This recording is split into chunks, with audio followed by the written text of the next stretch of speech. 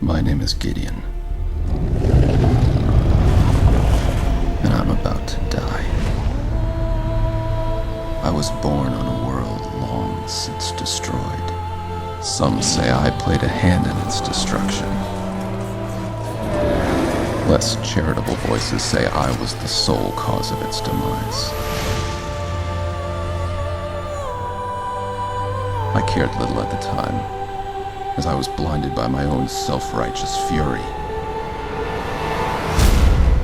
But then a reckoning came upon me. I found others who could travel between worlds, and whose beliefs conflicted with my own. I was humbled by their power and tempered by their convictions. I resolved to learn from my opponents. I would do better, be better, and fight the very kind of tyrant I had become. For years I stood alone, in countless battles. I won every time.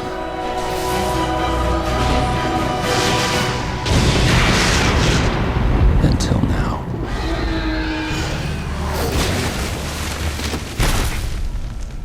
I've given my all and it wasn't enough.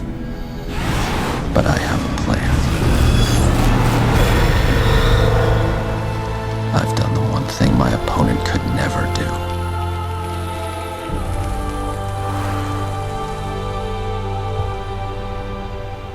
I've made allies out of enemies.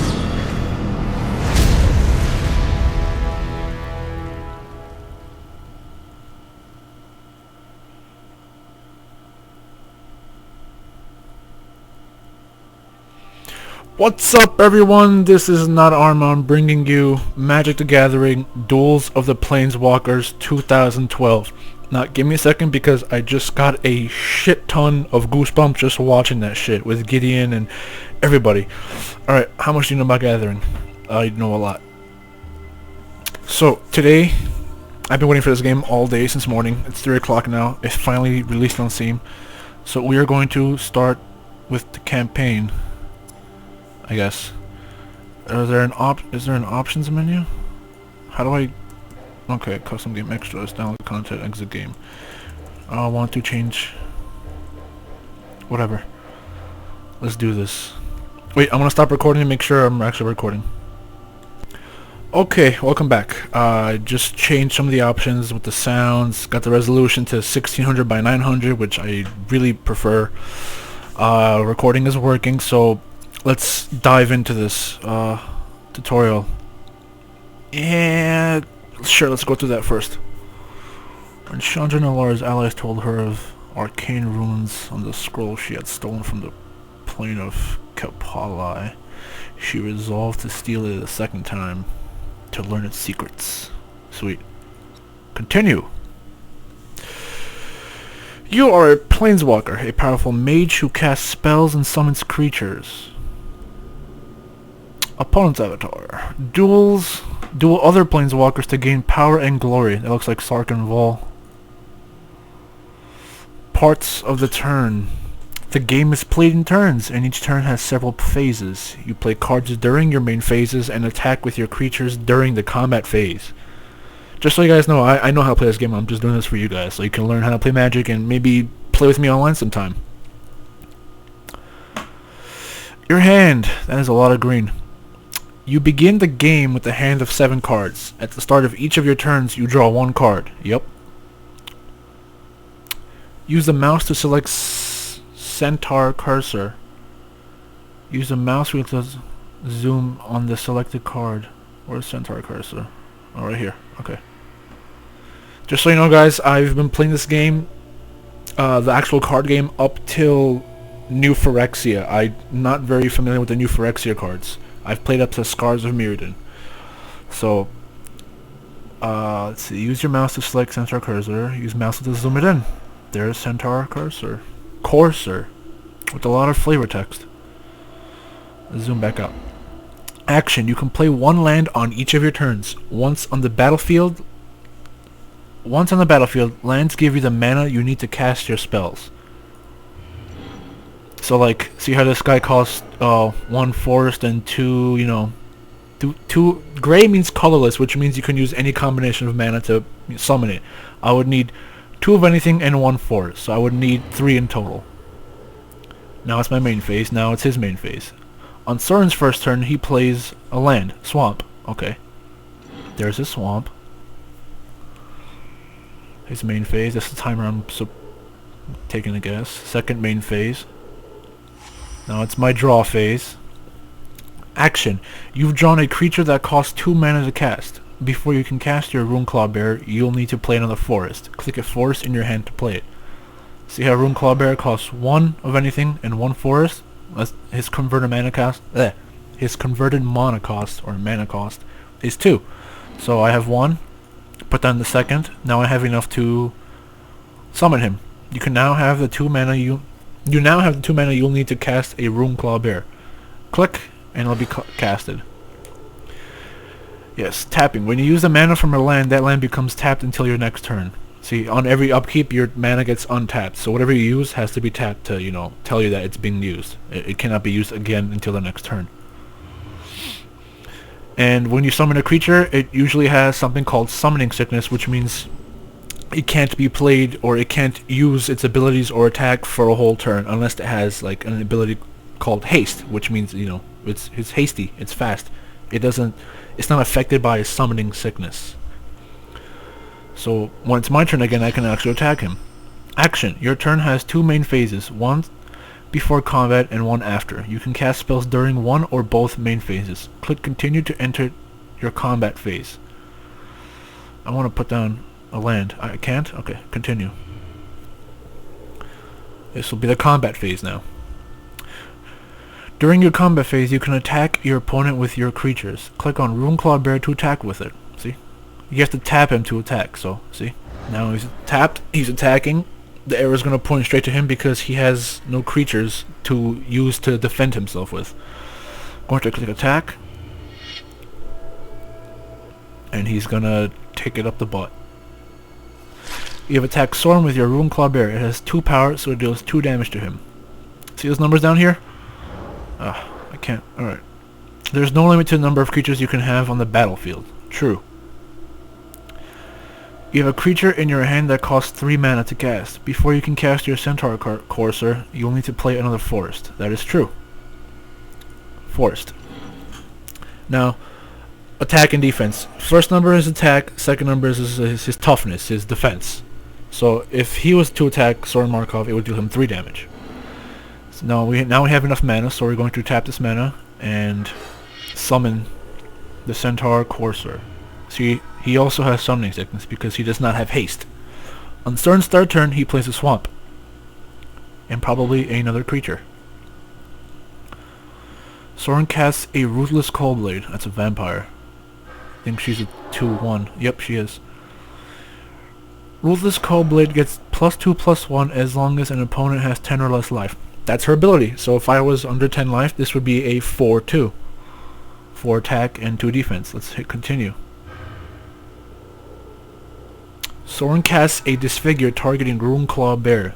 This reduces the Runeclaw Bear's power and toughness by 2. Oh, it's gonna kill it now.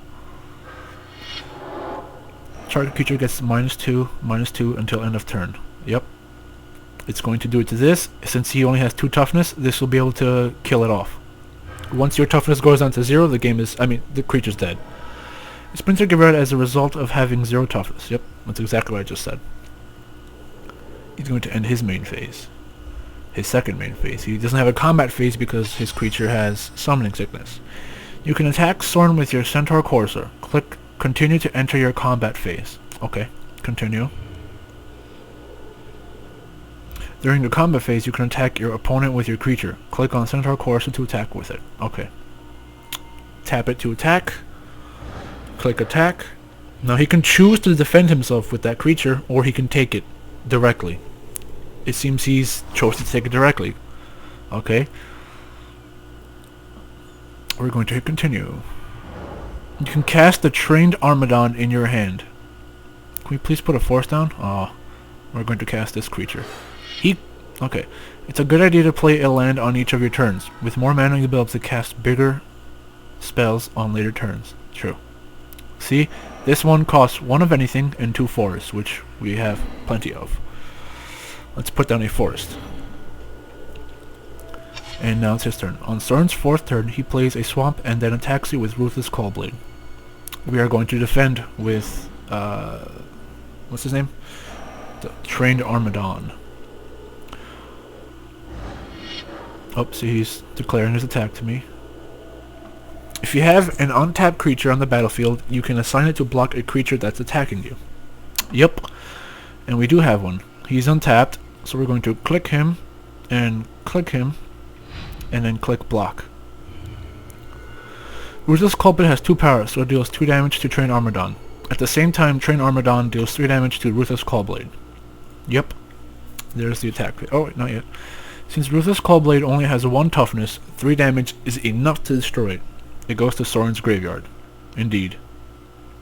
Train Armadon has 3 toughness, so 2 damage isn't enough to destroy it, and it remains on the battlefield. That is true. Boom, boom.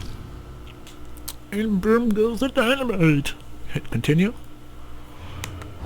At the end of the turn, any damage dealt to creatures is removed. Next turn, Soren will have to deal 3 damage to Train Armadon if he wants to destroy it. After every turn, their toughness goes back to their normal number.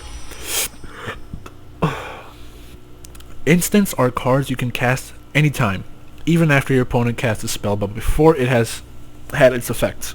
As you play more games of Magic, you'll know the best time to cast an instant. For now, hold on to your Giant Growth. We will do that. Press continue to enter your combat phase. Let's do that. Continue.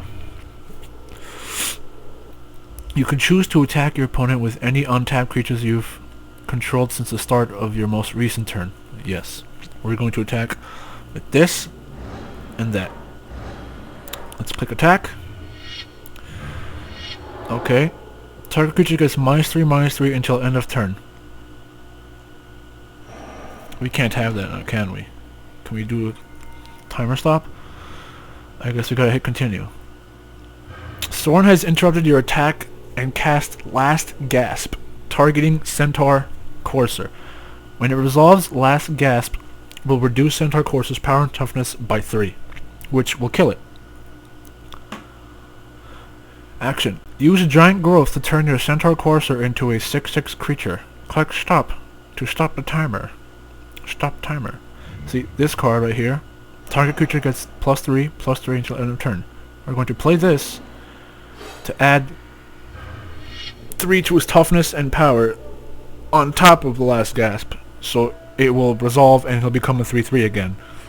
Your Giant Growth will resolve before Soren's Last Gasp does. And Centaur Courser will become a 6/6 creature. Yep. Soren's Last Gasp will resolve and reduce Centaur Courser's power and toughness to 3/3. And it's going to resolve. 6/6. This makes it a 3/3. It lives. He fails. And now he takes up the butt again. Clack. And there we go. Thanks to your Giant Growth, Centaur Courser wasn't destroyed. Plus, you dealt 6 damage to Soren this turn. Yeah, we did. That's the phone ringing. It's a good idea to play a land on each of your turns. With more mana, you'll be able to cast bigger spells on later turns. That's true. At the end of the turn, all damage is removed from creatures, and the effects of both Last Gasp and Giant Growth end. Yeah, because it says until end of turn, unless it's an enchantment or anything that says it's going to stay on it. On Soren's 5th turn, he plays a Swamp, then casts a Doomblade targeting your Trained Armadon. That sucks. Doomblade is an instant that costs 2 and destroys target non-black creature. Yep. Continue. That sucks for us. And now it's our turn.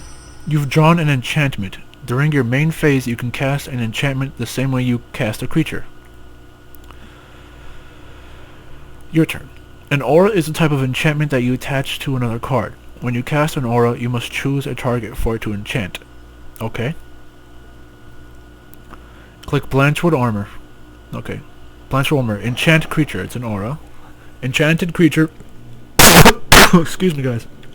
Enchanting creature gets +1/+1 for each forest you control. We control 1, 2, 3, 4, 5 forests. He'll get +5 added to his attack and defense. Click on him to enchant him with it. Now he's an 8/8. Enchantments stay on the battlefield and continue to have their effect. As long as Centaur Courser is on the battlefield, Blanchwood Armor will give it +1/+1 for each forest you control. Click a forest in your hand to play it. Now he gets another one. Now he's a 9/9. Unless Sorin can stop this, he's going to die. So it's click and attack.